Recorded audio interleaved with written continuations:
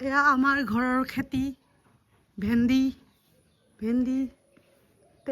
কাজি নেমু এইগিলা শাক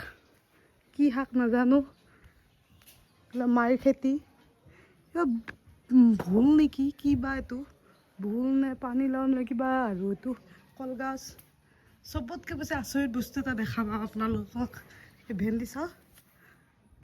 আচৰিত বস্তু এটা দেখাওক এইখন আমাৰ ঠেলা এইখন আমাৰ আঁঠুৱা আৰু আঁঠুৱাৰ তলত কি আছে বেঙেনাৰ গছ আঁঠুৱাৰ তলত এনেকা বান্দৰৰ কাৰণে কচু আদা হালধি চাগে আদা নে হালধি বা কিবা এটা জলকীয়া গছ সৰু সৰু জলকীয়া খেতি